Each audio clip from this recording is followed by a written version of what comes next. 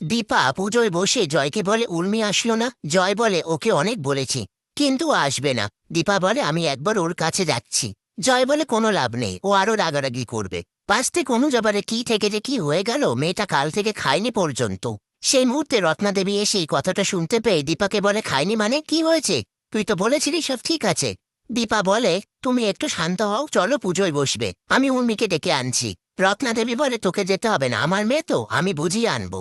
এই বলে রত্নাদেবী উর্মিকে ডাকতে এলে উর্মি রত্নাদেবীকে জড়িয়ে কাঁদতে কাঁদতে বলে দিদি। রত্নাদেবী বলে দিদি কি করেছে? তখনই উর্মি রত্নাদেবীকে সমস্ত ঘটনা খুলে বলে।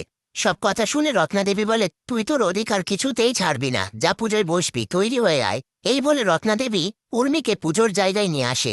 এরপর উর্মি দীপাকে বলে আমায় ছাড়া পুজোয় বসে গেলি?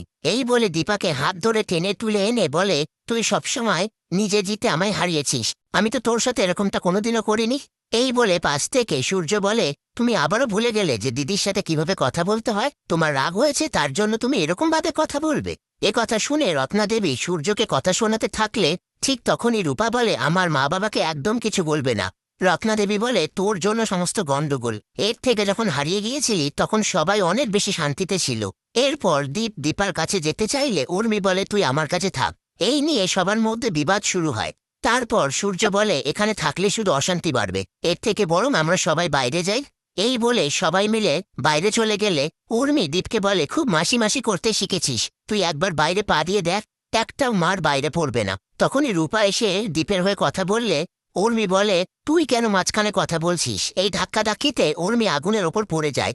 এরপর রত্নাদেবীর চিৎকার শুনে সবাই ছুটে এসে উর্মিকে আগুনের থেকে বাঁচিয়ে হসপিটালে নিয়ে আসে।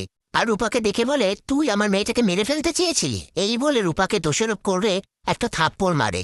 এই সমস্ত কিছু দেখে সূর্য বলে আপনি সমানে আমার মেয়েকে কথা শুনিয়ে যাচ্ছেন, আপনি সম্মানে আমার শাশুড়ি মা হন, না হলে আমি দেখিয়ে দিতাম। তারপরেও সবাই মিলে রূপাকে দোষারোপ করতে থাকলে দীপা বলে আমি জানি আমার মেয়ে কিচ্ছু করেনি, ও কাউকে ইচ্ছাকৃত আঘাত করতে পারে না। সেই মুহূর্তে পুলিশ এসে বলে বার্ন কেস, আমরা হসপিটাল থেকে খবর পেয়েছি, এর জন্য তদন্ত হবে, আমরা খুঁজে বার করব আসল অপরাধীকে।